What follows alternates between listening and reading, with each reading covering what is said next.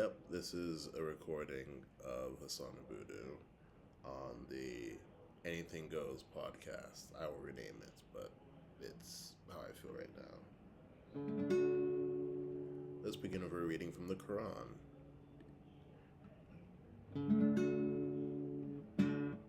In the name of me, most gracious, most merciful. You'll surely find the most bitter towards believers to be the Jews and polytheists, and the most gracious to be those who call themselves Christian. That's because there are priests and monks among them, and because there are not arrogant.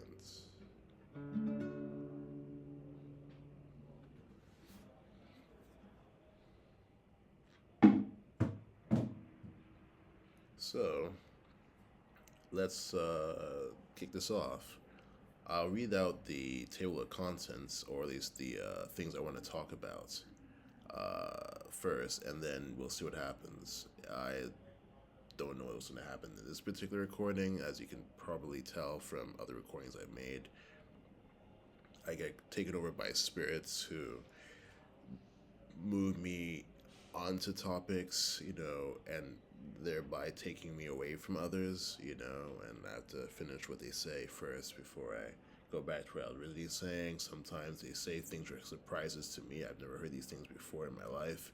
Sometimes they will do what I just said, but not in the form of a discussion or a lecture or what do you call that? None of these things actually ended up lasting longer than like maybe a sentence or two, or even less than a sentence, more like a phrase, you know. But we're looking forward to longer performances, hopefully of the right kinds of spirits, not the wrong kinds. So the wrong kinds of spirits can just flip words and force me to have to explain that wasn't me talking, it was someone else using my body, to get their agendas, seen to, and that this can happen to anybody at any time is a matter of like, well, of course, if you're me and you know why I'm being controlled this way, but if you don't believe this can happen to you, then you haven't really talked enough to yourself. Because often enough, when you talk to yourself, you might gesture, you might find yourself moving things around on the table which you weren't, intending to. You don't remember moving them yourself, but you remember maybe vaguely having done something, with your hands while talking. These things are all proof that spirits exist, except that we don't describe these things as spiritual, moments. The idea of a Zen mind being someone who examines the mind, relentlessly, until there's no space for absent-mindedness at all. Sounds in the abstract like a wonderful thing. You may not have known anyone personally until I started making these recordings and explain what my life and my mind is like. You may not have known anyone personally who does these sort of things, but you know, I do, and I haven't really met. Excuse me, I haven't really met anyone like myself either, except in this sort of distance, education way through the books and the essays and the lectures given by people. Most of them really over about 100 years, you know, uh, you know, uh, in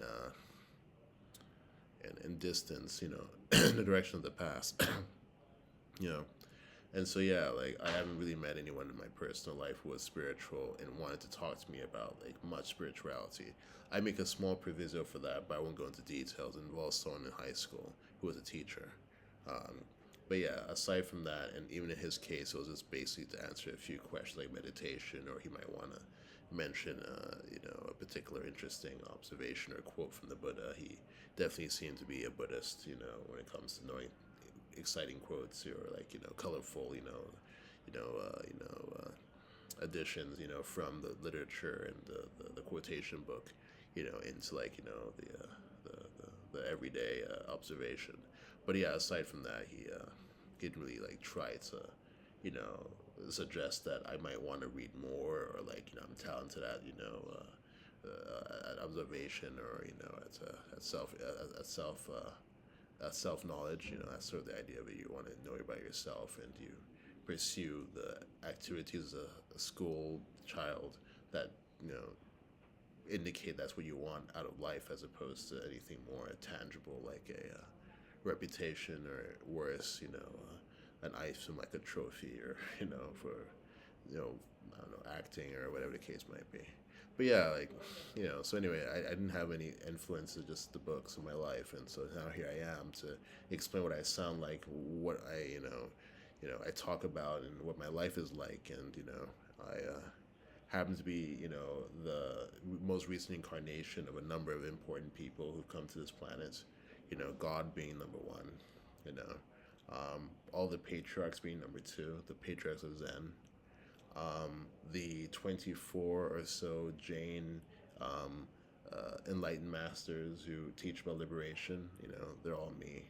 Including the Muhammad of the Bible and the Quran. Um, Most people in the Quran are me. Most people in the Bible are me. If they're prophets, that's a dead ringer for Hassan Abudu. In a different lifetime, in a different sort of circumstance. Also, lifetimes are a bit harder to think about than you think. It's not so much that I crush soil, on the grounds of planet Earth each and every time you hear a prophet being mentioned in the Bible. So stay open minded. Like I said in my ex account. Intellect is an interesting journey to embark on. Many people who listen to me right now are somewhere in the middle of their journeys. I don't want to count the people who just simply went to college and had a great grand old time.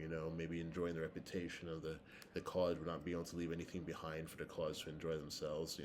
Of like your efforts in life. And your reputation as a Stanford or Harvard or Yale or Princeton man. You just came to fish but not leave anything behind. Those people are not really counting. As people. I expect to make much of this or gain much from this. Although I'm sure the idea that I talk, as bravely as I do, and I'm not afraid of death, and I, have all sorts of information that would not have been found in any book at all, but makes complete sense. I'm sort of the scientist. I'm also all scientists too. It's me and my assistants working through like my ideas and my observations. I always just get there first. I mean, essentially, this life has happened in many different lifetimes where I just happen to, you know, introspect and study, the texts of the time, and uncovered the art of science and the science of art. And becoming a genuine artist is pretty much the beginning of your journey of belief and the end of your journey of intellect. So, it just seems like I'm using computer programs like CSS and, JavaScript to create, artistic experience where anyone can sort of, look, and see how it's put together. That's the new challenge, to try and make as many artists out of the computer, as possible. Right now, we all have a computer for work or pleasure, but we don't use it for making art. Now, that's changing thanks to some of the examples of art I like to try and make, so, exactly. I don't know. I just sort of say this as the intro. Uh, yeah, so I'm not sure what's going to happen next. But anyway, I was just sort of talking about the situation I'm in, where I have like a lot of like, let's see, about 8. Yeah, like I happen to have a number of programs I want written really quickly. They seem to be in the way of the final liberation I need from this location, because it's going to come in the form of my parents, and not really in the form of like a government's organization. You know, being able to break through the red tape and the political will required, and it just seems like the government is a beggar, really. The government's the political party in charge of running the government. It's like a company that's in charge of running another company as some sort of a consultant, right? You have like the government as a bigger shell around a smaller sort of reptile, right? And yeah, this reptile sort of like crawls in. A man of tortoises, or turtles. They say tortoise is the best example of this. They sort of can sneak out of their shells, and someone else can sort of occupy. They say that happens when they're allowed to do what they want, but they can't do that now. So yeah, just imagine that the government's some sort of a bigger shell, and the tortoise sort of crawls out and crawls in every 4 years. Then yeah, you get some sort of sense that these institutions are like animals. Really, the system's an animal. I won't say what kind of animal he is yet, but he's very much an animal that works in this sort of world of metaphor, but has an actual home to live.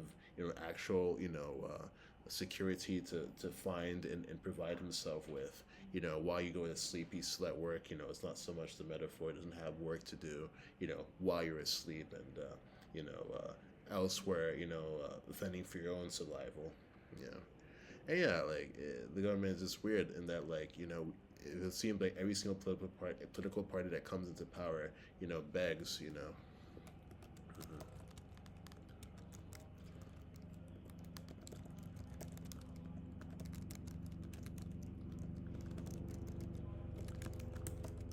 Yeah, every single political party, comes in and begs for votes. Pardon me, I'm gonna see if I can get that out. Yeah, that should be quieter now. Yeah, begs for votes. Oh, please vote for us. Oh, please, please, pretty please. We'll do anything you say. Just allow us to run the government. We'll do so much you don't believe. We'll be the best government ever. So you have like a person who might beg, like outright. That's not the modern style of like winning an election. You do have though, like let's say if you compare a couple of well, politicians' campaigns, on behalf of their company, the political party that's running for election. I'll compare Ghana and America. So let's say we'll start with Ghana. In, let's say this current election, there was a sense that the MPP, didn't, fulfill their promises, to the people of Ghana. They said they'll cut taxes, instead they increased them. So the NDC said, well, we'll reduce taxes. They called certain taxes nuisance taxes. And, that seemed to be the focus of their campaign. We're going to, reduce the taxes on, the tax pressure on the ordinary Ghanaian, so to speak, right? And there are a few little snipes back, like, hey, President or President Muhammad, you're a former president. You say you're going to be tough on corruption, yet we see all these sort of kickbacks or suspicious meetings or business arrangements that paint you as a hypocrite. What about that? So I saw an ad like that on TV. So there's a back and forth, that takes place, but eventually John Muhammad won the election by a so-called landslide, anyway. And he's now in power, and he did scrap some of the nuisance taxes. Gallon sales was an issue that came up. It's been a government election cycle issue. You know, yeah, yeah. I feel a little bit better right now. As you see, I sort of in a better mood than I was when I started the recording. I just called it, anything goes right now. You know, but yeah.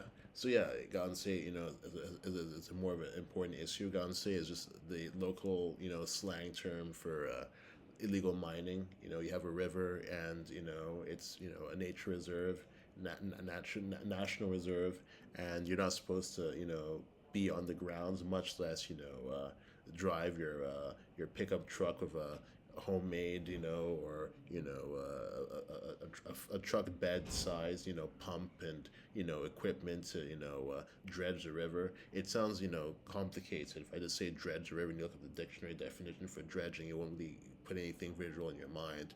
But basically, I saw a documentary on Ghana television, and what they do is they have some sort of a pump, with a diesel, engine, attached to it, and a hose that's made the size of like, I don't know, maybe a bucket, the end of the small end of a bucket, that's.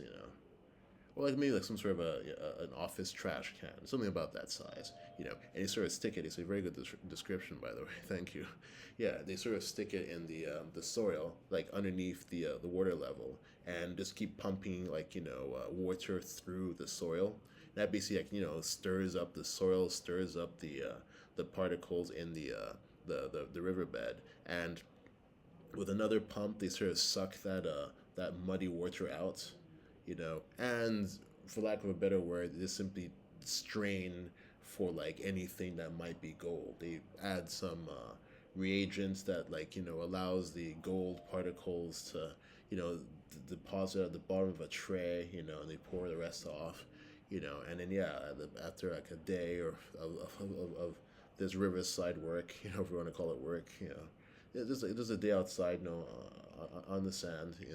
They come out with like maybe a I don't know. I mean, if I start describing my personal life, it gets into the explicit. But it just seems like you get like maybe an earrings, you know, bolt. I don't know if you're a girl, but some earrings you have to sort of screw on a bolt, on the reverse side of the ear, as opposed to just like push one in or have a clip.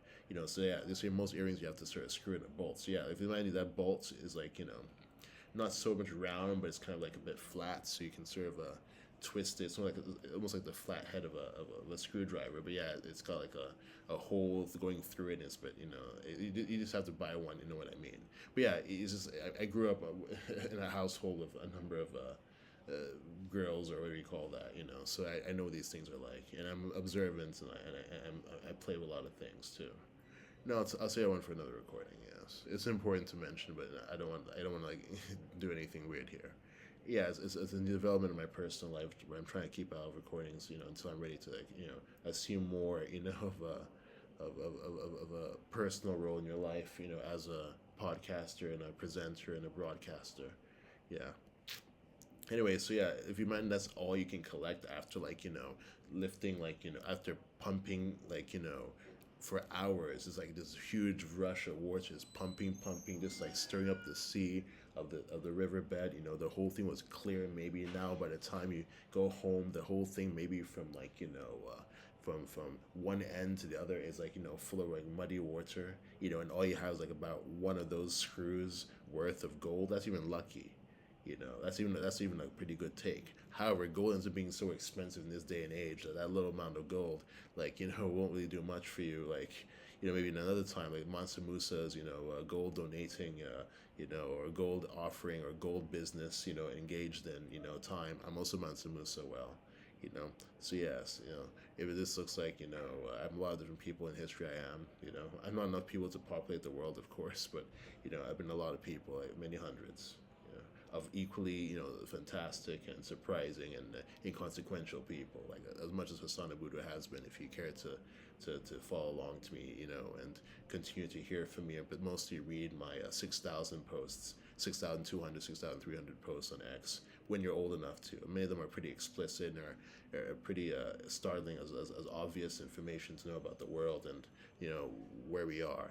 But I think you have a sense that we're going through a troubling time on planet Earth where the good are overwhelmed by ridiculous ratios. I put in another recording to bad people. And that's pretty much the surprise of, I suppose, your life, maybe, that you came across from someone else and not, yourself. But yes, I prove it in many different ways. Anyway, so yeah, that's what I'm saying. They're trying to basically shut that down, to make sure that, let's see. Yeah, they're trying to shut that down, and make sure that, these nature reserves stay, unharmed, by greedy, insatiable people, because that's not something like a one-time thing you get into. I mean, I remember reading more about Gamsi from the television news, and some radio presenter, oddly enough himself, a radio presenter, formerly a radio presenter or something like that, said, yeah, he left that job and did Gamsi because there's more money in it.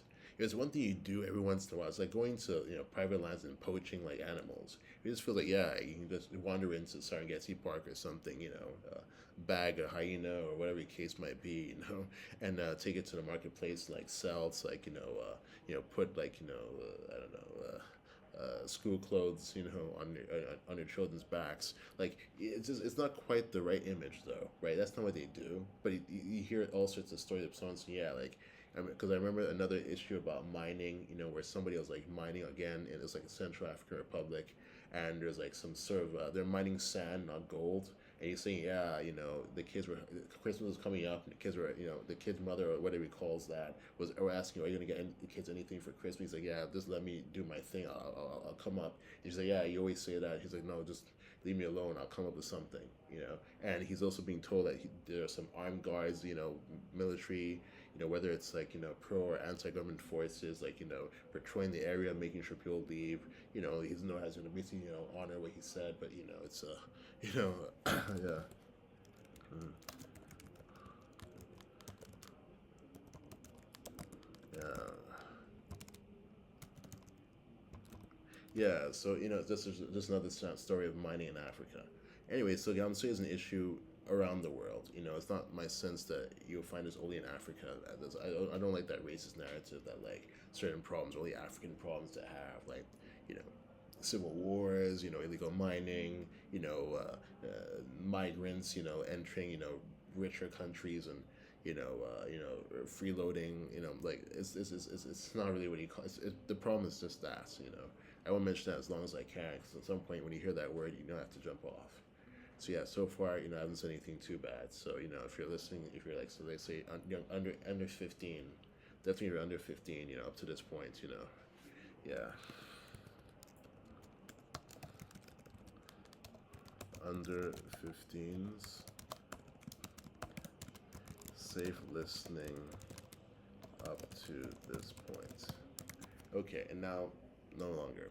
Right. So the tourist, right, who is someone you're not supposed to have to run into. Suppose you stood around for a little longer than the 20 minutes, right? Because like, it was more like 21 minutes, right? So yeah, I'll leave it at 20 minutes. But yeah, if you stood around for a little longer, the tourist is someone you have to run into in your personal life. You're not supposed to wonder too much about the people you go to school with, but chances are they all are tourists. Like I said, it's not hard to party with someone when things are going well. So you're going to a time, and that's pretty much what I call my school going days. Like a time when like all was going well. Financially, I didn't have to worry about anyone making rents for me or anyone affording my school fees. I just went to school, went to school, went to school, went to school for like 20 years. you know. And yeah, like I had some problems. I was beaten at home for things which weren't going to be my fault. I mean, any less than like this. Like it was not reasonable to me. I was just some sort of atmosphere of fear. I had to sort of learn survival techniques to get around. She says, yeah, same thing happened to my wife, Adrienne. She also was beaten as a child by these so-called, middle class Americans.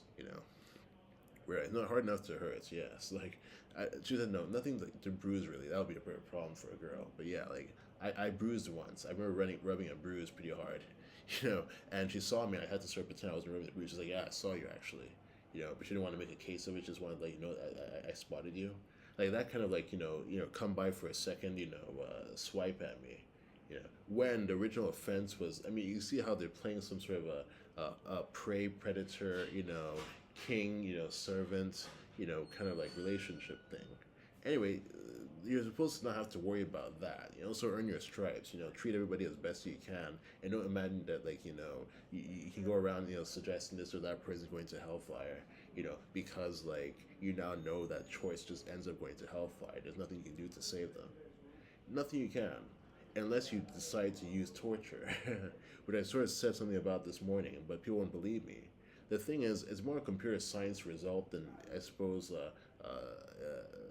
common sense at this point.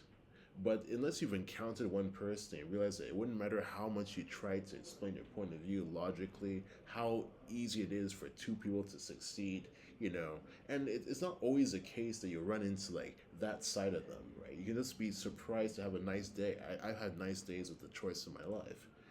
Like I said, it's not hard to party when things are going well. The problem is that when things are not going well, it's pretty much where we all should be for many, many, many years in succession until we can say that literally we managed to separate those who should be living the good life from those who aren't.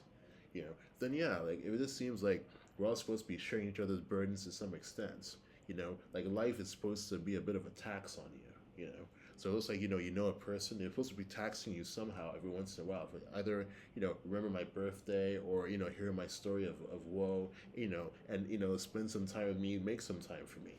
Yeah, if you don't have that kind of mindset, you just sort of assume that like you know you're going to have a good time. Everybody you meet, like the people you meet, are supposed to give you energy as opposed to take energy from you. Then yeah, you might think of yourself as an ordinary person. I mean, who wants to make friends who to drain energy from you? But you have to realize that like every once in a while, comes time for you to sustain the relationship with energy from your end. And so yeah, that's the reality of it. I've met many a person, many person. I'm thinking about one. I don't want to talk about him, but yeah, he doesn't come off as like a. It's not some sort of a general feel of who they are. I don't want to compare a choice to, let's say, that. But it just seems like, you know, you meet, a certain kind of thing, and you're like, okay, like they're all the same way. Like that doesn't apply to them. Doesn't apply to a choice either. Just simply a designation which is accurate.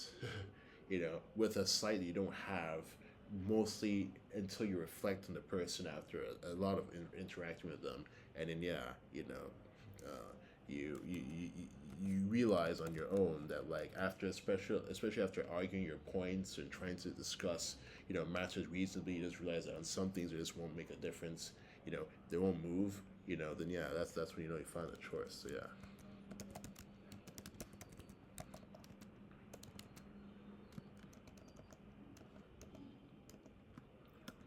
Okay. So what now? You know, it's probably a midway and end here. So yes. So I didn't really get around to reading the table of contents like I wanted to. So yeah, I'm gonna say yeah.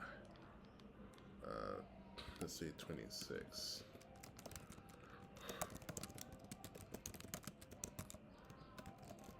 Yes. Um, Here we go. A good girl and a good boy stay far from such places with dangerous cameras, much less sit around for a photo opportunity and bear. That's from a post I made on X.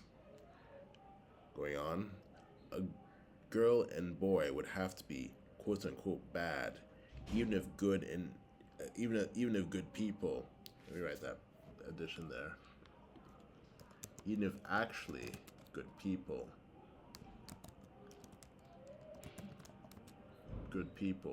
semicolon, bad in their roles as people hooking up so easily. I'm talking about porn stars, you know. So I read out again. It looks like I'm editing and trying to submit at the same time too.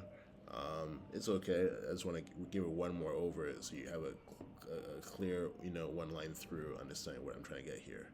So yeah, why hook up and not stay hooked on the same person? So once again, a girl and boy into brackets and porn would have to be bad, quote unquote, even if actually good people, semicolon, bad in their roles as people hooking up so easily.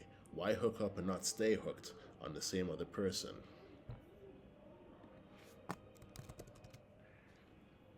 2. Outlaw pain and death. I'm bad because I cause pain and death. Only because I'm destroying a resource we, that is me and the plaintiff and the court of the land, want intact for the future, should I be forced to quote unquote pay for my actions and reset the situation to where it was before I acted? Next, is there anything, be it this latest comment on showers and growers, or fem spreading or drugs or what have you, that you think I or anyone who agrees with me would like to retract one day? Is there an error of our ways to see and live differently by? Say if you're honest. Then, third, the idea I'm supposed to resign my anger by fighting my laughter? King and or queen in your demands, huh? So, let's get to it. End of, I say that's around 28 minutes. End of table of contents readouts.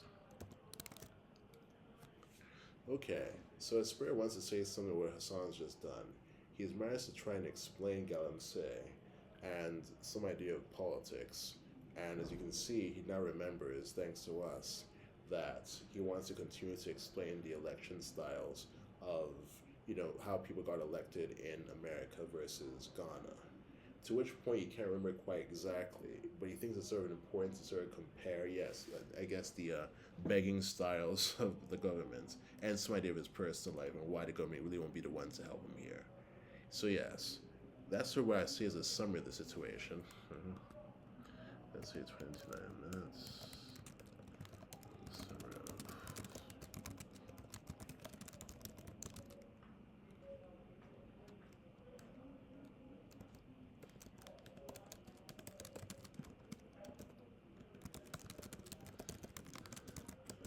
Yes. Yep, summary of what I was on about before going on table of contents tangent. So yeah, it's important we talk about what he's about to say.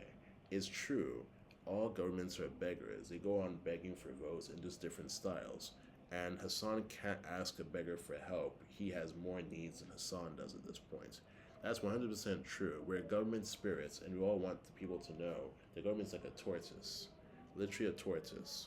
And if you see he doesn't have any weapons to defend himself with, a tortoise is not allowed weapons right now.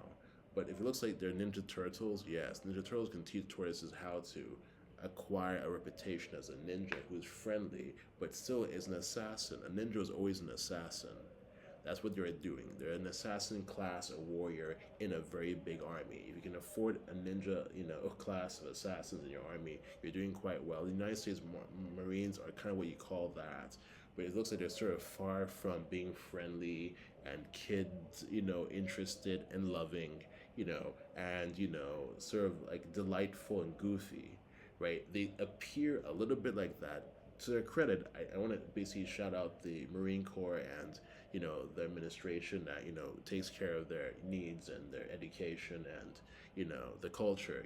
But yeah, there's a certain kind of goofiness which I see them having on Quora, right? They've gone through Hell Week. That's basically their initiation. They've spent some time, doing the drills and the weapons training and the arm to arm and the coordination and the war games, and I've seen them march, and they march in a very interesting way. I haven't seen any other person march that way, in the army. I watch marches for fun because I like walking with a certain amount of practice and concentration. So I like to see results other people have in the walking arts, and keep what I notice in mind. But yeah, they're not really quite kid friendly. They still come across as like, you know, red or blood interested. They're too interested in a certain kind of like saltiness of like, I mean, imagine you have a mosquito flying around. It's a beautiful example, right? If you have a mosquito flying around in your room, right, and he's bitten you once or twice, there's a certain amount of anger, and yeah, I'll get that thing one day. And if it looks like you feel like like the Marines are agreeing you right now, there's a certain kind of like attitude to killing a mosquito, which is quite right about what you'd say about a person who's just simply preventing you from like leaving a dangerous area, right? So you have to sort of keep in mind that like we're supposed to be in places like Africa training. You see, yes, let's put that down. 32. I'm pretty pleased with what we're saying right now.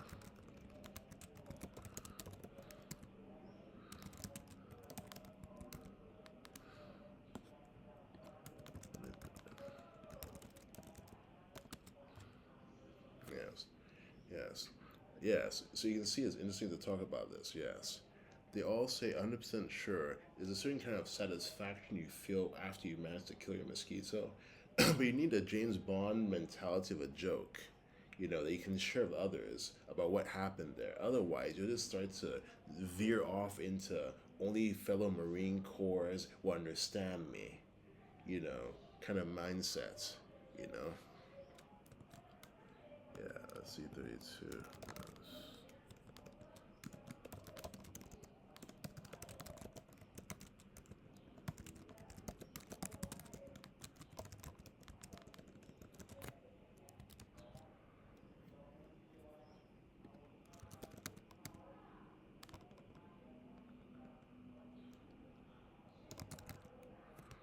Yeah, I'm gonna see if I can find one of those.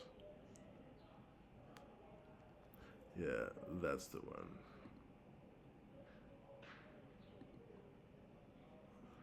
Yeah, that'll do.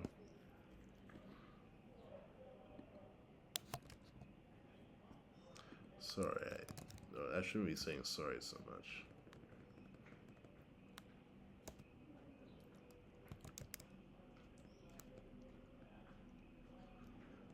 Come on. My computer is, yeah, being a bit weird. My computer's being hacked all the time. There we go, yes. Mission accomplished. Right? So, yeah, in this sort of way, yeah, I'll leave it at 32. So, yeah, in this sort of way, you can just see that they haven't really done the study of the mind and the study of, like, other minds and begin to, like, bridge the two worlds between, like, what they've been through, what others have been through, what others who haven't been through, what they've been through, you know, would be like, like, and realize they were all still the same. Who you were before you joined the Marine Corps, who you were as a Marine Corps man, and who you are after you retire, and let's say your family, who were or were not, interested in Army matters, but are all enlightened. You all should be traveling together no matter what experiences you go through. Or, exactly. So that's what to keep in mind, Marines. Marines say thank you for that one, and we always listen to you. So yeah, we're still looking into some idea of the fact that we all have this sort of ability now to basically talk to each other kind of privately. But yes. So yeah, Hassan's done pretty well for the Marines. So yeah, the same thing applies to all sorts of outfits, is it called? Yeah, in the world, like you will get used to talking to us a little bit more than we are talking right now. But yeah, that's sort of the idea. You won't be the one sent in to try and rescue me from this place because you have to run on the government's dime and say so. A bit more autonomy is possible. You'll just end up, if you're trying to stay on the path, on the spiritual path when we talk about in the Quran, you won't ever end up drifting off away from anyone else. So your personal plan to rescue me will be met with other people planning to rescue me too. And if you're the one who's supposed to sort of show up and help me clean out this room, you'd know about it by now. And most Marine Corps people are not involved, but some are. Yes. So yeah, that's what I'll say about what I didn't know myself before starting this recording about my getting out of here. But yeah, I have a number of programs to write, which I don't think I'm going to be writing outside of here. It's not impossible, but like I just do feel like if I need to talk to my mother more, especially when she's the lawyer of the family. Girls are usually the lawyers of the family. If you know, then you know. That for me to have been this successful at arguing my point seems to suggest I'm a girl, well, I actually kind of am. You don't have to be. I mean, it's just so hard to define girl, right? If it seems like I don't have like the equipment to get pregnant, most boys won't develop it. It's still possible to, but you won't do it. I don't plan to in this lifetime. I have no plans for now to do that, but you can if you want to. As for like breast milk, for example, I've had some production. I don't know why, but I have. I also heard of men who, in certain kinds of, you call them like maybe, rural societies. But anyway, let's say they're villagers. Like, I've heard of villagers like feeding children who didn't have like, lactating mothers nearby to take care of them. Like, a man can't step up and do that work. It sounds like it's impossible, but I saw it in a textbook with a photograph and everything. So yeah, like the distinction between men and women is not quite as drastic or as final as it might seem. Of course, there's a sense of who's a that or this person may want to change your gender. If you want interest in that kind of stuff, just stay on course. Don't leave and go weird. Stay on course and try to find what's similar between you and everybody else in the world, including the tourist. Yes, there's still a sense of like what the Quran says, an atom of good in everybody, and the choice has not that bad a problem. There's more than an atom of good in the choice. It would be a different kind of person entirely to think about who has just one atom of good. But it's still in there, and you can find it. It's no different than any other atom of good in your body. It's still a route in which they can basically find the holy life and the holy path and redemption all in time for like that day. If they only chose to, but they won't choose to. We made it so is what would be confusing about the situation. But yes, it's in the Quran as well. Yes, all this information is in the Quran. So, let's see.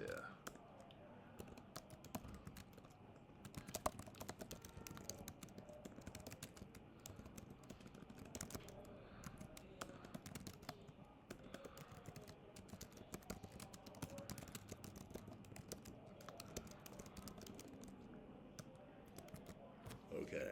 So yeah, now we talked a little bit about the army. So that's why I want to continue to talk about the government. And so yes, he was told in a way that he was going to be having to talk other things to other people. Because yes, a lot of people are still concerned about what Hassan said today, and they want Hassan to know that he's dead meat. And that's the funny thing about Hassan. He wants them to know that like if it just comes to my will versus your will, it won't happen. Like I can't wish you in some way comical. Like I can't wish you having a good sense of humor. It's supposed to be something if you're living a good life, you'd laugh off. If you aren't, then like the idea is it's now time for you to realize that you're outnumbered by the laughers. Like most of us in the universe are laughing because when a joke is funny, it's just funny. Maybe you don't know how to appreciate how outnumbered you are as far as those who will laugh as opposed to those who won't. But if you don't know this, know that you're almost all surrounded and on all sides, by everybody else except you. Therefore, take a hint and realize that you can change your life if that's within your abilities. And that's not necessarily the case. You may not be able to change your life, and worse, you may not even be wanting to. None of these two things are supposed to be my problem. I know I've had problems as a child, basically being attacked by all sorts of people who thought because they're more numerous than I was, they had more weapons than I did, I was outnumbered and surrounded. And like the same way that whatever you call that out here thinks I'm some sort of a new replacement husband. You should have seen how disgusting that particular weird thing I went on Saturday was. You know, I mean, I won't go into it. It's just way too disgusting for this video. But yes, like there's just a sense that's what she thinks she's found now. And yeah, like the idea of money and being outnumbered by those who either respond to the money, respond to the kinship ties. I don't know. She thinks that she has like a selection of people she calls, her siblings or what he calls. Just says, yeah, my brother this, sister this. No, not that one. He's very different. He's listening to these recordings with great interest as well. But yes, like no, that one's definitely a choice. So yeah, no, we don't know. They would know who they are. Like that's the thing about this situation, right? So yeah, it just seems like these sort of ties, that or clan ties, or whatever, that prevent people from making a move. That's very much a problem in China, where this seems like every single relative you talk to a cousin, you talk to an uncle, you talk to a great uncle, you talk to almost everybody, and for some reason they're on the same side as the person who's doing wrong. You can't seem to find anybody who will just say you're right about your complaint, or even if they say like, oh, you just take it easy, like you see all that kind of like suggestions, of what's going on in Asian culture through the movies, especially those like epic ones, like yes, you just see a lot of people saying, oh, don't worry about that, dear, you know, he's always like that, that kind of line, yes, a long story, but I tried to help them as much as possible when I came to find all these sort of problems left unaddressed by any sort of resource. They don't have priests. I mean, that's what we sort of read recently in the Quran, didn't we? Actually, no. I'll read out that verse quickly. Once again, still in the name of me, you know. Oh, come on, that's not possible. Okay, these numbers are a bit more complicated. Okay, here it is, yes. Um, Chapter 5, Al Maida. I think that's the table spread, yes. Um, you will surely find the most bitter towards the believers to be the Jews and the polytheists, and the most gracious to be those who call themselves Christian. That is because there are priests and monks among them, and because they are not arrogant. So, it's a bit of a complicated verse. It sounds like Jews are, bad people. They're not talking about real Jews, but if you want to assume that there's a certain kind of, trick to understand that this is how you see things yourself, were you fully informed, you know, as the writer of this particular section, that's me, Muhammad, was fully informed about what's going on with people, yes, you would agree and realize that it's not as simple to explain as you'd like. However, the more important part of this to me is not so much the names, whether it's, are the A's and the B's and the most gracious are the C's. Let's not get into the deal of what an actual one of those, what those variables A, B, and C, refer to, and what the knowledge you need to have about these people would be to understand why there's bitterness. They said bitter towards them. It means there must be some sort of slight that they think that's happened here. You see how interesting it is to read the Quran with a certain kind of patience and concentration? Yes, Anyway, but it looks like they're priests and monks, and that helps with the condition of being gracious to, believers. After all, I didn't say Muslims, I just said believers, which includes fellow Christians, which includes Jews and polytheists. And that would suggest that the Jews and polytheists are not believers themselves. So if you see, you have to use a logic, a logical approach to understand what they mean by Jews and polytheists. They mean those who are not believers. Okay, believers in what? It seems the Jews and polytheists have their own texts. They should, at least. Polytheists should have texts as well, or some way it's like But you see, when they say there are priests and monks among them, that means the polytheists either, are ignoring the priests and monks among them as sources of guidance, or their text representing the ideas of the priests and monks, you know. But it just seems like having priests and monks, as a thing, to rely upon. Yep, that's Timothy Chalamet. I can just tell he's come by to say hi, if you want to call it that. Yeah, he has a hard time breaking through, but he's managed to break through, and it's always a relief to see him around, But yeah, if this seems like, I'll just write, table spread quotes. Let's see if I can find that. They say 45, yes. 45, yes. So this sort of seems like, we're looking at, a place where the monks and the priests, are emblems and, worthy representatives of the religion of Christianity who, mystify and create, you know, humility in the townspeople around them, making them not arrogant, you know. Whereas those who have to rely upon a printed book, somebody exactly, it goes on. So you can see how a systematic approach can allow people to stop fighting about what a verse may or may not mean. And of course, the person who wants to run past this quickly will say, "Oh my goodness, the Quran is saying something about Jews and Hindus or something like that." We have to sort of slow down, and understand what might be going on here. So I hope I've managed to you know. Ease some tensions in the world about what the Quran does and doesn't say. For the reasonable, I think I made a wonderful point you can go on to explore on your own. For those who will never be convinced, there's no point in trying to do anything here. So Timothy says, thank you for this one. I had to basically break through because a lot of things you've been saying are very useful to us, especially when it comes to this table spread quote. You don't want to quote it correctly, but yeah, you just have some sense of what it's like to see other translations go into more detail than this. So yeah, that's how I look at it there. Okay, so like I said, I do want to just mention, without, exactly, I have like a thing to do here. And like I said, I didn't want this to be like an hour-long recording even, but we came to some valuable sorts of tangents and even surprise at, exactly those. So, it just seems like he's also trying to prevent me from like, saying certain things which may not be, to do. Yeah, I do have certain kinds of, there's a certain kind of flow which I want to keep up, right? So it looks like my flow is being disrupted, and this means that I ought to, realize that like water, it's time to sort of steer a different direction, with intentionality, not just simply with a certain kind of like, uh, uh, you know,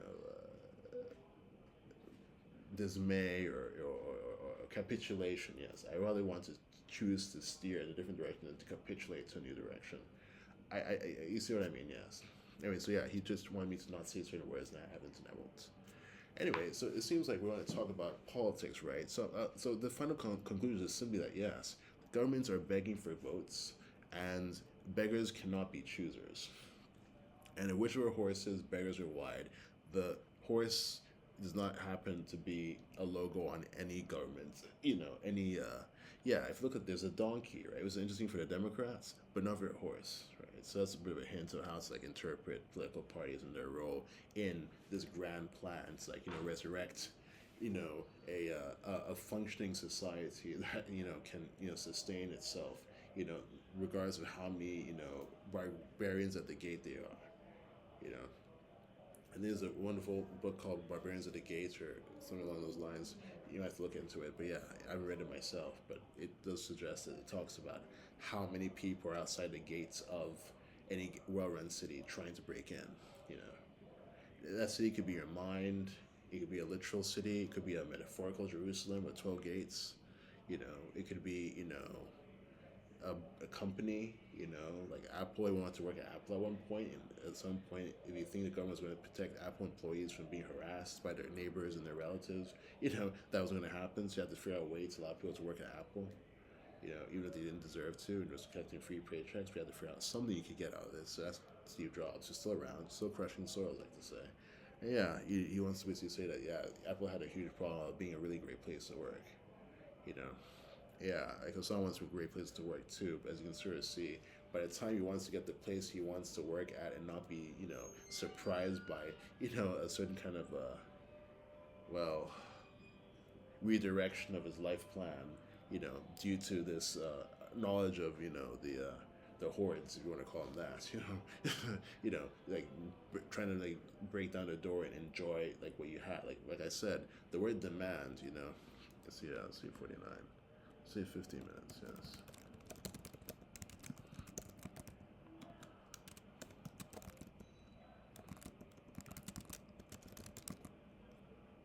Yeah, the word demand suggests, the rudeness with which people will come to your store and like collect your hard made, hard fought items, And that's sort of the reality of every business. If you make something that's actually valuable, it ends up being a matter of demand. Like the GeForce, on its own, the GeForce, a graphics card, I don't even know if that's the same GPU product line that, that's all the rage today. So it actually is. Wow. I remember when I was a kid, like there are all these like cool games coming up, like these 3D, shoot 'em up games and that sort of stuff. Usually you need GeForces for 3D games, not 2D games. Interesting kind of question there. Why? And that's a question for a mathematician. I know they have a number of mathematicians working on these problems, but it requires a certain kind of poetic view of like anything you can basically look into, like much like a musician, or a painter or a playwright, has to find inspiration in anything. Like I'll choose playwright as the best example here. If you want to write a story about, let's say, three school children and like I don't know, some sort of a pet, bird, they all decide to take care of and hopefully nurse to they're healthy. And then, of course, you look at the three children, like, who will go on to be a veterinarian, and maybe they're not doing well because their school's not that kind of great. You start to unfold the story. Now, of course, this is more like a novel than a story you can put on the stage, suggesting that I still have, a number of stories to tell before I can start putting people in like one room, one tree, exactly, like one, a courtyard. These are options I think I can come up with right now quickly as like where you can put it on a stage. And of course, I'm looking at a number of plays. I want to look at King Lear at some point. You know.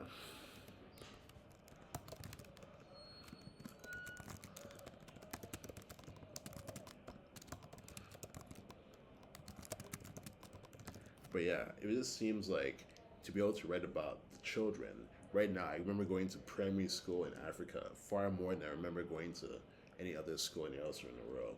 Then yeah, like I'd write about the school uniforms, the tailor who might have been talked to make a tiny little thing for each kid.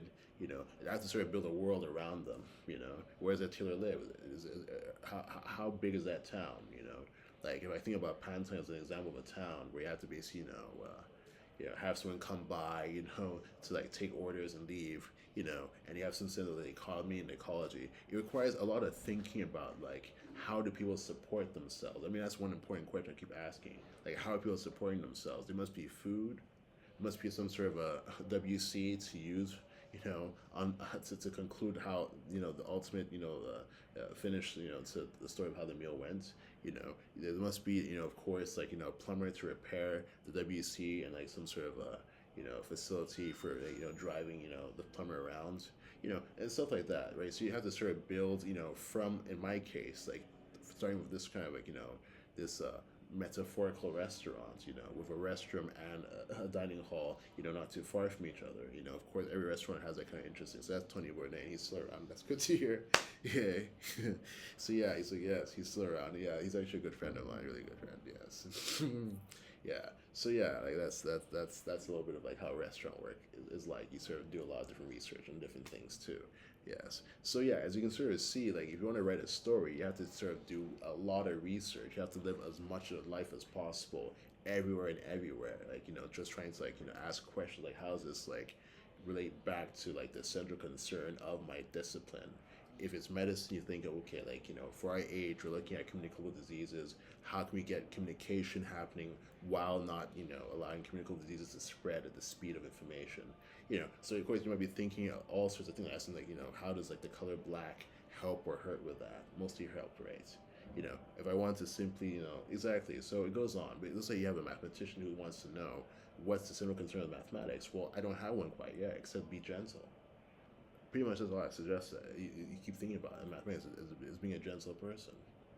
So yeah, in that kind of way, it looks like you want to be able to like listen to concert, pianists or concert violinists, and think, new mathematical theories, to simplify the world, or you want to sort of talk about patterns, or you want to talk about, you have to sort of live as large life as possible to be able to answer questions for NVIDIA about why is processing 3 dimensions so much more expensive than processing just 2 dimensions, you know, and so on and so forth, So yeah, I mean, so that's NVIDIA, but of course these cards came out when I was like, I was say about 12, 11, about right. And I was like, okay, like all these games came by on these PC gamer, magazines that come with the CDs with all these demo games on them. I'm like, okay, like I know somebody, we're not on good terms right now. He's not that bad yet, but he's trying to leave the area to go and do something private and bring it back to me as research, you know. But yeah, he's sort of born in a pretty rough place, and he doesn't want to simply, admit that like he is relieved on some levels that this is who God is. He had questions about God. He was a bit weird about that. You know, without getting into too many details, he was concerned that as a African, you know, foreign-born, deity, coming to teach morality is a form of mental slavery, right? So of course you can connect to, to that kind of like Rastafarian kind of, you know,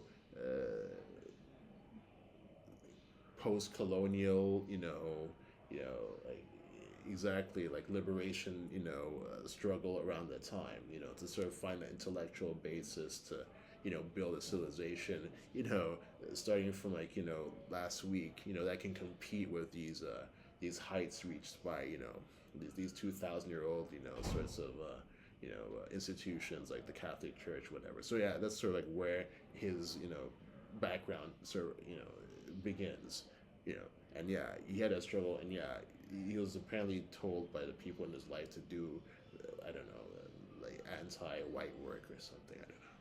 So the idea that he now understands a little bit more about color, and that literally, there's more to say about that. But as you can see, I can see he's listening to this, and he's been emotional. That I can sort of find a way to describe him with a certain kind of dignity. But yeah, he made some pretty bad mistakes, and now he needs to realize that he has to pay for the mistakes he made. You know, and yeah, when you say you have to pay for your mistakes, usually you think it's some sort of ultimate price. No, if you really knew the details, right, you just realize that this requires time and direction. As we remember, work is done when a force applied moves an object through a distance in the direction of the force. You can rewind this and go back to the beginning of that sentence. It was how we define work. And we were forced to memorize this stuff as high school students, And yeah, like junior high school students, we're like, but yeah, we memorize this stuff in school, and I just have it down pat. It's one of the few things I can remember down pat.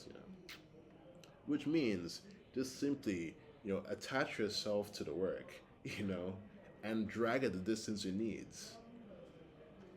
It always comes to every journey has a beginning, a middle, and an end.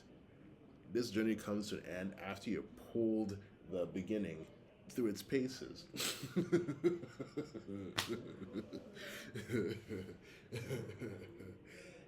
That said, I don't want to get into duration, but it's been a long time trying to talk to you this way. You know your name and you know who you are. And I'm glad you get the sense that there's an end to this story. It's just not soon. And you have to be able to come up with results like this to talk to me literally as the peer I want everyone to talk to me as. I never wanted some idea of like, because I was so good at speed or whatever you call, like, or let's say the knack of speaking, which is not as simple as it looks. you know you know I mean, I used to be good at the knack of acting. Like the picture I showed of that guy who looks a bit like a monkey or something, giving like the world's best acting I've seen, is actually one of my father's. But if it looks like he wanted to make himself look a bit like a monkey, yeah, he intended that too. But it looks like there's a certain kind of wisdom you might see in monkeys that looks a bit like that. Like it doesn't matter. Like that kind of like it's you don't know where in Africa it would come from. It's actually homework for you tonight. Like figure out where in Africa he comes from since you're so interested. So anyway, yep, that's his name, and yeah, I'll mention it twice, and hopefully you don't have to rewind it, because literally I'm not trying to embarrass him. I like him a lot, actually, but the problem is he hasn't worked, and if it looks like you're not supposed to stay stuck with a particular idea, you're supposed to carry it a distance. Like I said, saddle the work, and ride it. Or if you think it's that easy to ride the work to a destination. But that's what they call yoga. Yes, yoga is, they say, connected to the word yoke. Same Sanskrit roots, as they would say. And if it looks like you have to sort of tie work, to your chest and pull, or turn around, tie the work to your back, and walk backwards, like all these are yogas. Every animal has a different kind of yoga to do. And it looks like human beings have managed to find Hassan Abudu somewhere who has made it so easy. In this particular age, it's not that I built a new machine which everyone's now using to do the work we need to, defend the city, build the roads, make the bridges, exactly that. Now it's the intellectual, writing and capital, which is just simply more on top of the old stuff I did before. And so yeah, all the AI stuff which I still want to get around to at some point. I still want to like talk AI. I still want to guide the AI mathematicians and engineers so we can basically land this very huge plane where it's just simply decided to take off into the air without permission and without our advice, but now everyone's simply following it with all the attention and some interest, to exactly to see what happens. And if it looks like it doesn't land down perfectly, even the companies that are giving the 50,000 or so jobs, are going where now? So yeah, I have hopes to describe in this sort of gradual way what needs to happen so we can start to write the programs that can support the the journey towards artificial intelligence. Demis says thanks for all the writing, and yeah, you're supposed to attack us. They're not reading you here. So of course, those we can talk privately about all the useful information you've been able to supply us since before even then. It's not even your code. We've known about your kid for a long while. Wow, that's cool. Yeah, I do have a child who's actually really good at this stuff too. Yeah, and so he wants to basically introduce himself as one of the people you don't know from the world. But he's called Hassan as well. Yes, it's rare, but I have a child called Hassan. And yeah, I don't remember much from him from my childhood, but he's not allowing me to remember the memories. But yeah, he's been helping them with AI as well. So he's working as a younger me, like on some of these problems. Yeah, it doesn't mean I can take a break though. Yeah, other things too. Like I do have the approach. I do have a certain kind of product that's actually going to be really interesting about the number four. Coming up soon. But yeah, like I do want to like move on to be able to do that. So let's not get too far away from things. But yeah, that's sort of what I'll tell people who want to know about my childhood, and that's what I'll tell the mathematicians. Is be interested in everything and everyone. You don't know how a conversation or a painting, or you saw how the guy in Oppenheimer's character himself was looking at a Picasso painting and found something inspirational there. And that Picasso painting is very important for the nuclear question, and to some extent AI, but mostly nuclear. It's definitely a sense of a girl who's cold. And so yeah, it's just interesting to be able to put like ideas about a person, that could be textual, but you put them in visual medium. He wrote a lot of things about that girl, and basically with a lot of metaphors and what is those what's, managed to put down a paint was basically very, very, very important to understand. We need nuclear energy again to basically make these things work, and that's one thing no one tell about. But yes, we don't have enough solar energy to do this. That's not the point of the sky. Yes. Anyway, so we're about an hour and three in. I think I already mentioned. I mean, the conclusion is just simply, if you look at, let's say, Galamsey, right? That's big. That's some sort of tug of war issue between, let's see, I'll go like 1 hour 3 minutes back to Galamsey. Yeah. So yeah, no, he's glad to be able to hear from me. And he says, yeah, at some point I'll be able to talk more about Tendai, but he's glad to be able to hear some sort of end to this problem. And yeah, he knows that he'll be hearing this twice in his own way. So yeah, he knows he's working on a lot of important things, but he's gotten a lot better at things. Yeah, he's still working on that particular challenge, basically explaining where he's learned about that particular one. And yeah, he's working on this. Cool.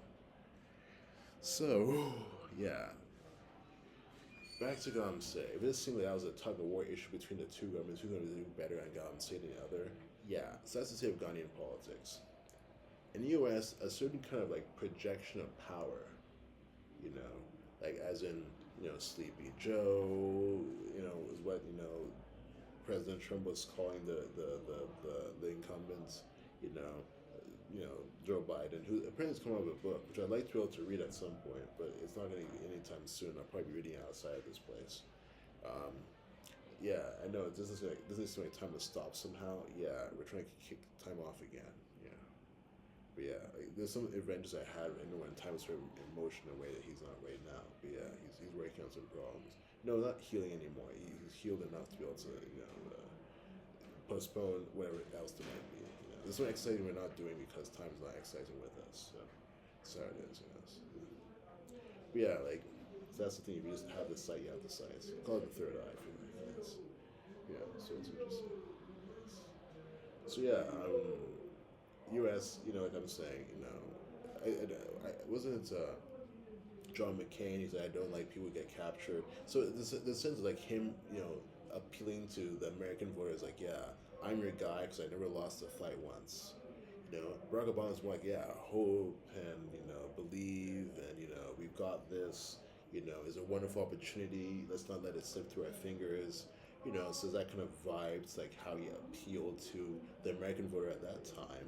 But it just feel like there's some sort of like a I don't know, like some sort of a force field that you just sort of turn on. And it was like, yeah, okay, I'm down to like, you know, enter the paradigm of hope and like, see how that world's like, champion fighter, you know, versus the, David or the Goliath or I don't know, the bigger or the smaller, the Hector or the Achilles. These are all very similar stories, actually identical stories. But yeah, you have to sort of see how these two champions face off. We don't even remember exactly what McCain or what Romney or what it wouldn't matter what they're standing for, and I don't think they even particularly plan to do anything other than not like embarrass like their company, the GOP, the Grand Old Party is what they call them. Like, you just get a sense like that was like the like challenger against a different kind of like adversary, not so much the GOP, but like people who are anti-hope or that was irrelevant to what America's going through, right? So yeah, and of course, other presidents obtained, as I like to say. I wasn't really around to see like the television adverts of Bill Clinton, but I know he had a saxophone. He was not a bad-looking guy, white-haired all the way through, if I recall. But yeah, like Bill and I are really good friends too. But yeah, like there's a certain kind of like sex, which just seems to be like his selling point. Like, folksy charm in a way, hand on the back, and how are you? Like, talks really close to your head. Like, that kind of like vibe, right? And yeah, as for me, don't bother. Like, I don't have like anything other than this particular online persona. It's like suggest what's to happen. But literally, yeah, like I am and was Hitler. Like whoever got that thing going is me. Like I am God who makes all that actually happens, all that actually changes the needle, exactly happen, right? And yeah, I mean, like I said online today, like this has to be a certain kind of threshold which you should be able to handle of like someone else, being hurt beyond like their capacity to, keep normal, yeah, like it's just the case that like if you feel like the solution to the question of law is okay, either you put him in a jail where he's just gonna be quiet and like be forced to be quiet and keep the screaming he does inside his head to himself, or perhaps he screams but somewhere in a far off like mental asylum, or you just simply dead him, and you don't have to hear from him ever again. But for some reason, like that seems to be the only way to handle a court case. Not again. We need people to scream, and that's pretty much what I'm trying to get people into. Screaming. We're screaming in the form of laughter, but laughter and screaming are very close. You know exactly. So I'll just simply continue with the idea that like, we can't really get Hassan out as a government yet. But he's basically trying to liberate every single possible force of goodness in the world to get him out of here as soon as possible. No, as far as safety, I'm not really worried about that anymore. No else for a certain reason. Let's not get into that one at all. But yes, like as far as like me wanting to see like the end of this year's Christmas here, hell to the no. I know. Let's not reward people with that kind of interest, but no way. No way. I'm working hard to make sure it's even as late as let's say it's August, right? It's basically August. End of August, like that last week of August, like is my latest time to do this, which means I have to really work really hard on a lot of different things because I have to like. I mean, for people want to know what I'm up to. Let's see, yeah, 1 hour. My itinerary. Yes, it helps you spell to say it out loud, right? So I have these podcasts to do apparently every day. Sometimes not. They come up as a surprise what I want to talk about and what I end up getting into. This was pretty good. I enjoyed my time here, but it's sort of over the 1 hour I budgeted, and I actually was just coming to do the three bullet point issue, which I haven't even gotten around to starting, right? Then no two are going, just one. So yeah, these podcasts is one. I still want to basically show you guys a few more chess games than just one or two. But that's going to take a bit of energy, which I don't really quite have, to be able to describe with creativity what goes on the chessboard. You know, that's what I'd like. I don't know if I'll get it. Three, I used to write letters to everybody. From the household, the royal household of Adrian Hassan. You know, in which contained exercise advice and spiritual advice. You know, so that's like five right now. I have programs to write. That's six. Um, I have music to record, maybe as a special activity, which I'm going to start up soon. Like an EP I'm planning coming out with, just full of me singing guitar songs with my arrangements. That's seven. And that would be about it, you know. Seven. Seven different kinds of things we're doing, you know. And most of these, existing in a series, format.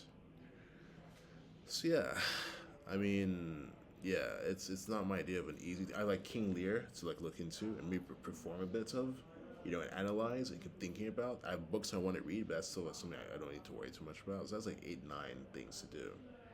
If I want to move quickly, I really do need to have the whole August, organized in a way that would be a bit difficult to see, but like I'll have to change. These things have to become quicker, but no less information rich, no less comfortable to consume or to produce. Yeah. But yeah, like we'll just see what we can do about those. So yeah, I mean August, September. I have those 2 months in mind. Really, it's like be able to like say this is done. I was told by dad, who can't be as honest as he wants to be, that I'll be out in about 4 weeks. But that could be wishful thinking, on my part to believe that, as with all my heart, you know, it's something which is the most pessimistic he's been about, a date, you know. But does that mean he's right now, or how you want to put it? Yes. So, yeah, that's pretty much it. I do think I should just probably end this recording, but I'll just let me read these things out again with a little bit more detail. So, when I said a good boy and a good girl stay away from such places with dangerous cameras, I'm talking about the idea that you'd go and fem spread or like, man spread, while, appearing to look like, hardcore and youthful and like controversial, edgy. There's a particular photograph of like, a girl I know called Sue. She's actually kind of a cool person, really. I kind of like her. I just do. I don't know why. I think I might know her from a different lifetime. But the fact that she's like, on the hook for a choice, which she said was not because she wants to do this at all, but she also acknowledges that somehow she felt it was actually the right thing to do. Which is fine, right? As long as you know you have to sort of pay. And she said, yeah, she's ready to pay for everything she's experienced broken with this kind of art, you know. So yeah, the boys agreed, same situation. They're not trying to make filthy music either, but the fact there's a certain kind of like, filth involved in every single kind of black art which we make today.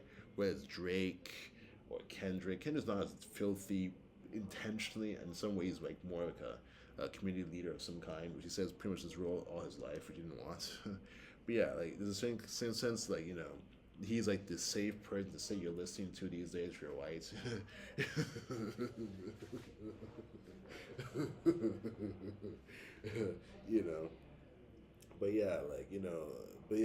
everyone else is basically like saying something you couldn't say on like radio unless you're like in a person, you're in some sort of persona.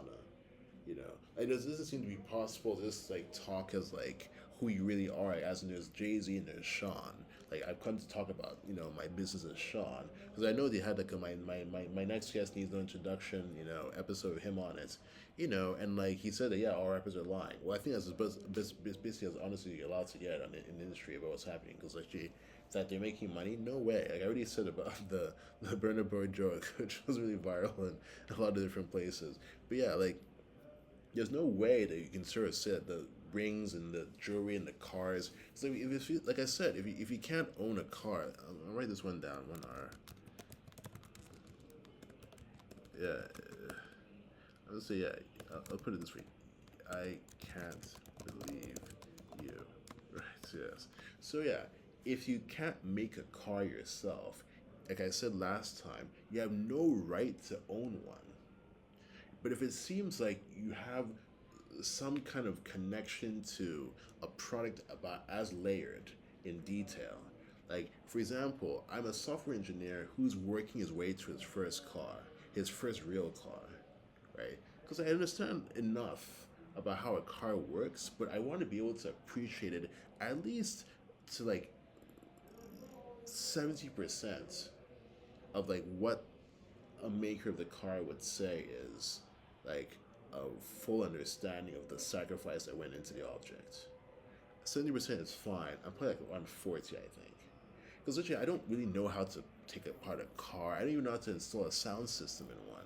I do know that there's a lot of electronics that goes into a car. Like the very idea there's a battery, with a lot of load in it, that sort of like, has to pass a certain kind of filtration system to like, send like a trafficator light, LED like flashing, right? That detail is still something I don't know how to do. It's not, I don't think it's as simple as like, putting like if you imagine the electrons are like are in water of a kind and it's just flowing through a pipe. I don't think it's simply a matter of saying okay, here is this like sealed end of the pipe. I'm just gonna poke a hole, put a bucket, where the splash hits the floor, and then like funnel it into my LED.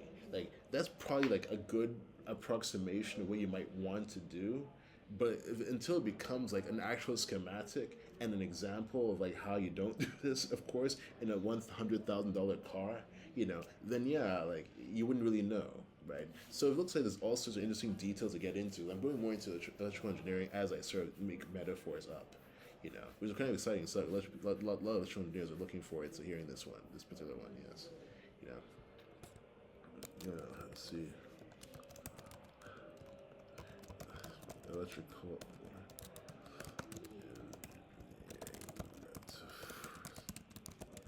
Yeah, so yeah, that's my hope. It's like imagine if you are, let's say, a rapper who's like consumed all you possibly can. You read almanacs. You went to like the Artemis launch X page and like check took a look at it for as long as you could stomach it. You read the newspapers. Of course you keep up with everyone else in the industry too. And yeah, like it looks like you can sort of layer your work as a rapper and say, yeah, as a rapper, I do so much that I also have been reading about cars too, but I do so much that like by the time like a car is as complicated to me as like an album, you know, then yeah, I deserve a car. But yeah, no one's there yet, Not Jay, not Nas, not Hassan Abudu yet, no. Because the car will find you. Like the car will just simply, like, sneak off the grounds and like wade across the river and eventually find you if you've gone there. But yeah, like so that's the sense of what a car is trying to do, make its way to me. But yeah, it's the car says, yeah, I'm a pure sangha, but you'll see why you want that as your first car. So yeah, you get the sense that it's a bit of an interesting thing to like look at a car that way. Yeah, so that's what I'll say. And yeah, cheers to Sid and the internet for trying to clear up a bit of the situation there, you know. But yeah, as you can sort of see, it's a thing that you want to avoid, like to create art like that without hopefully like an essay you wrote to yourself somewhere preparing for a person who's patient for the whole of your account, you know, to receive. And so she has something like that. She says she's written it. They all have, you know, for me to read, you know, and enjoy. Yeah, enjoy what's there. Yeah. So like I was saying, that's part A. And part B is that like in porn, yeah, there are plenty of good boys and good girls in porn. Many of them. Some of them are just terrible. Yeah, others are just like people you would like to meet and get to know about. You know, but like if it seems like you have to create a persona who's bad, no differently than like you know Tom Hiddleston. I think that's roughly his name. You know, is like low key who like you know just simply killed a guy like out of like you know out of boredom or out of like you know irritation. You know like it has to like, create a persona that is like you know appreciative of bad, you know, and also like you know oblivious to it too.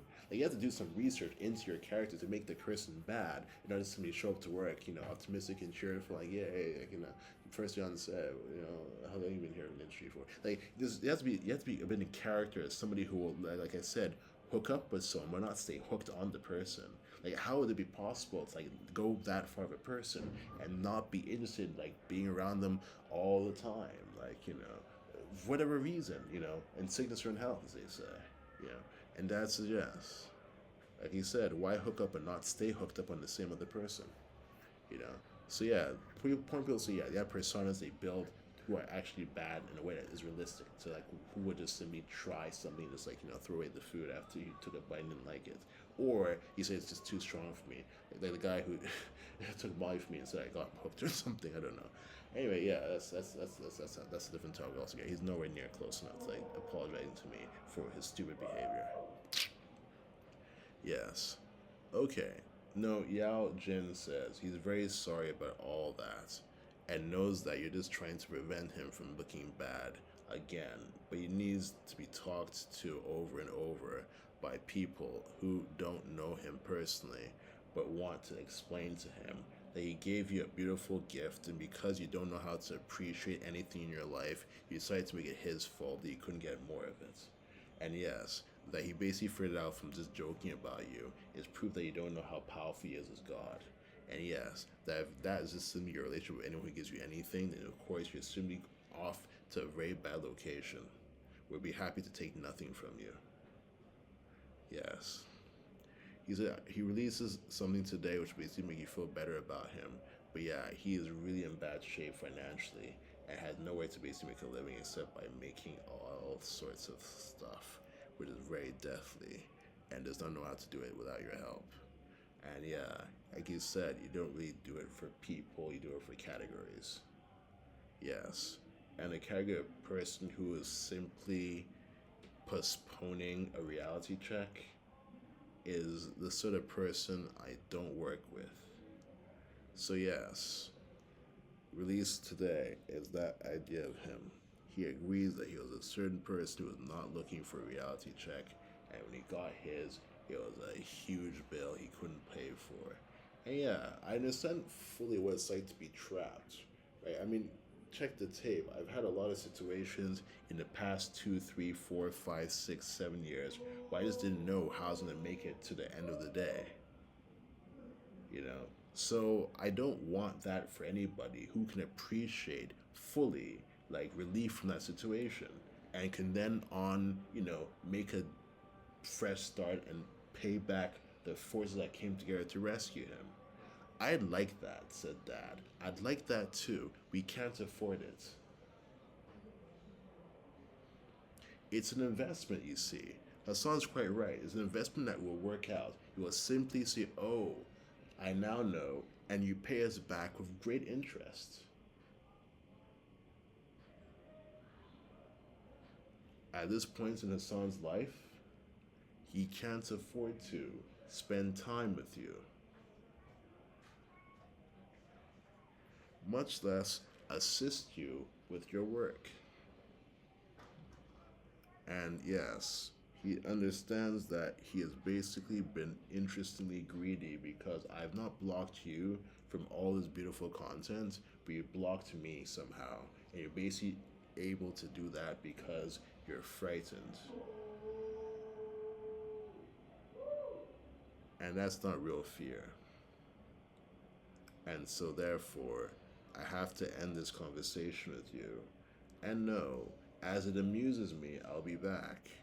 But this is an emergency, you see, and I have a system that allows me to address emergencies with the highest prejudice in favor of do it now, as opposed to a pure meritocracy, which we all want mostly. You see, he says yes. He agrees that this must be a big emergency for him to have to talk to me on a recording right now. All he wants to know is how to like the color black more because black is the finest way to talk about dark. And dark is what he's been asked to do. And he's very frightened of everything in his life except the color black. And Red says, that's the idea. And yes, the Marines say blue is the team you want to be on. And don't be on the red team. We're on the red team now, so you have to get used to looking at life in that way for a while. But yes, I want to hear more from somebody on the red team. You can be my point person if you continue to stay focused and definitely brief. So that's not his problem anymore, actually. Well done, then. You made progress in life. Life is easier for somebody because you made that choice. We all like that kind of thing, especially Hassan, the most merciful. So keep at it, that's all I can say. Your story's not ended yet. Dad says yes. He's basically being fun about a poem he wrote. It's very powerful, but it's just quite true. Your story's not over yet, so keep at it. I have no other advice than that. Advice at some point gets condescending. That's I agree with him that way. It's just true that at some point, if you have a stressful day ahead, your best to just work on the matter at hand and forget about the vacation you take considering someone else, hearing from someone else, and all that. Okay, it's almost 3 o'clock, and I don't want to take this any longer than this. So yeah, moving on. Let's move on to the next one. So law, pain, and death. I'm bad because I caused pain and death. Yes, it's going to be the first time a lot of people hear this, but my letters to the public are deadly. And that's the thing about laughter, self expression, and this problem of kings and queens. If all these beings are lazy, right? Let's say this is an era before kings and queens, right? And the king and queen shows up, right? And they spend their time sitting on chairs and listening to people who are interesting and being witty back occasionally, but mostly they're there to hold forth, right? And interrupt when things are not going their way. And very, very rarely, though, encourage when things are. We're going to have to add more encouragement, I can just simply see. A person who is simply eventually hears about a king and queen who is not interested in work and does not have the slight suspicion that it takes a lot of work to be a king and queen, as described even, I can't tell you how obvious it is to some people that these people work a lot, but to Hassan, he's just thinking, well, how can I say anything other than they sit a lot? The sitting is one of the hardest things to do. As a computer programmer who's sitting all the time programming, like, I can tell you from experience, it's a very hard thing to sit all day long. And, maintain composure. But the trick is, if it looks like they just simply heard this is available, and with all their hearts and all their minds and all their soul, they wished for that. And now that's every single tourist who, as far as we managed to get, because they just simply insisted on it, that much. Send off, 100,000 to Haid, it's as if you've done nothing because they simply scoot forward to replace those who are missing now, and you can't see anything but refilled, horizon, of tourists asking for the same thing, make us all kings and queens. If it seemed like that was impossible, look at the modern world today. where you can get anything you want as long as you have a bill. You can't get something for nothing. So we just said, okay, here's a compromise. These bills, these banknotes, yeah, show up with them to any store. You can show up to the Prada store in Soho, Manhattan. You can show up to the corner store, in East New York. It's a pretty rundown place. Brooklyn. You know, you can, flag a car down, if you run out of gas for your vehicle, and they'll accept one of those things as payment for the gas they give you so you can save your life. What a wonderful thing. That gives you a certain kind of, well, if the money wasn't simply there, if I simply forget about my spending of this cash, I live like a king or queen. Come here, go there, bring me a plate of food, take the food away. Like, they're living like kings and queens thanks to this small device they didn't really think much about, this lightweight piece of paper. But who knows how to make paper today? You know?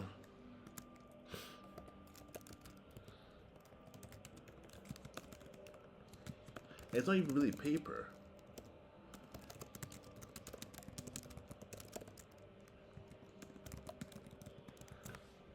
Right? It's mostly cloth. Think about it. You put money in your pocket, yeah, and you put in the wash, or you wash it by hand. Is it torn? Like maybe a post note in the other pocket, or maybe a bit of receipt paper? No. Therefore, it's not the same kind of paper. And yeah, ask for ink, and of course the artist, and of course the system that makes it possible to have this magic wand, to get anything you want. Now all the attention's gone to money and off of us. They don't asking the king or queen, make this for us, make this for us, make this for us, make this say give us all the money you can give us. So now we come to the end of the money system. Yeah. It's over. It can't work any longer. We're done. They've all grabbed the buildings and the cars. Like if I said you have to make a car to really deserve one, all those car owners and car drivers are thieves. And who just simply said, well, I paid for it. And think that's simply the moral, whitewash or whatever you call that. Blanching liquid. So that was very good. That makes it all better now. Right? So you can see how strange it is, but we have to invent this money thing to save our lives. We can actually have any space universe to live anything like a normal life out. And if you call this normal, even as late as the time of speaking, you're very funny. So yeah, it just seems like this king or queen business, has gone to the point where it's not even just about the money. I can't be honest with you. I can't even tell you how ridiculous you're being. More, you come to my room like this, God Himself, that's me. You come to my room and decide to sit down and have me, fill all the awkward silences until you leave.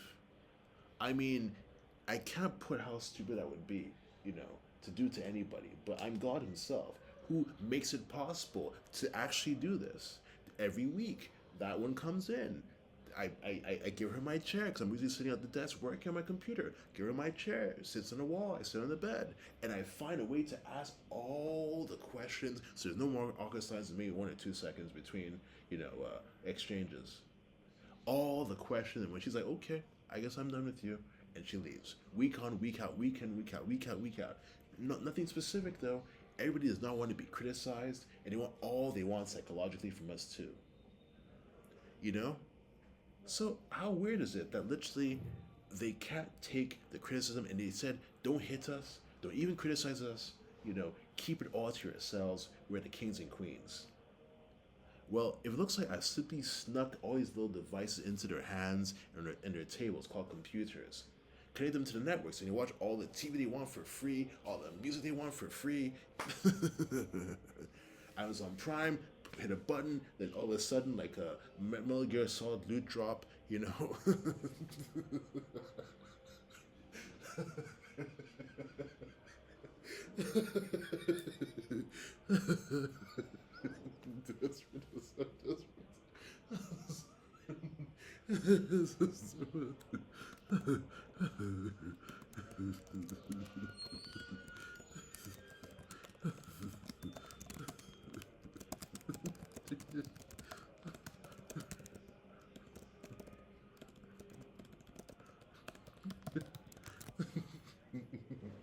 Yeah, Jeff says, thank you for that little one. It was really hard to get it working, but because they're all unaware that literally you kill with your humor. Because, like I'm saying, you would much rather have taken a slapping or a spanking from any of us than wait for you to basically get past all that 10 years, 20 years, 30 years, 40 years, all into the so called 70 years that Timmy Turner's been alive for. Yep, very explicit. And what next? She's not interested in reading what I write yet. But those who have decided to rush for the computers and the screens and want to see me read and read and read and read and read the most exciting writer of our times, and they've gone this far, many did not make it. Many died trying to finish the story. You do not want the last thing you see to be, a tweet from me, would you? Like you'd rather just simply have taken a firing squad, wouldn't you have? I'm not kidding. Someone died when I said that. So yeah, if this is the way they want to have it, for the most part, then yes. If we just simply open a switch and funnel the rest of the people into the reading because they have to, well, those who survive are going to not bother us whatsoever. Wouldn't that be the case, Adri? Adri says very much so. So yes, that would be the point. I'm not bad because this happened to you. I'm not bad, really. Because it was unpleasant, you call it bad? That's another lesson to get into. Nope, someone died about that one too. It's bad because it's not good for you see? Because in some ways it clings to you and deranges your life and like won't ever let you go. If you could simply change, for example, right? Wouldn't this let you go? Wouldn't this? Nope, someone died from that too. Because yeah, unlike a disease, perhaps, which you have a cold, it doesn't matter, like how many hot showers you take or how much warm soup you drink. Do you stay indoors? You put the humidifier on. You do the infusions over eucalyptus oil. You stay in bed mostly. You get some stretching done by walking around, and you try and do everything you possibly can to relieve the pressure on your body. It'll still take you a couple of days to knock it off. In this case, the minute you actually manage to crack the mystery of why am I so bad myself? Why did I miss this? How come I didn't know this? How come I didn't pay attention? If you can somehow crack the mystery, that's it. You're free to go. How's that bad? Aisha says, not at all until you realize that I'm not trying to help you. So I'm giving you some of the hardest things to crack. So yes, to me this is easy, to you this will be hard. But as far as being in some ways malicious, not yet. Not yet. I have plans for that later on. But as far as getting who can actually work and be a good slave through this reading so they can just start to, do the planet some good, yeah, I'm a business person, primarily, really. And I want to do good business here. End of story. So yeah, that's all I'll say about that one. Yeah, so the controversy which I talked about at the beginning between showers and growers, I'll have to let you read it online. It's too explicit for a recording like this. And yeah, I already mentioned the idea of reining in my anger, by fighting my laughter. Hell no. If I can laugh about it, it's actually funny. It's legit. It's legit. I'm allowed to. Leave me alone. And with that, we come to the end of this recording. Thanks for joining me on this journey.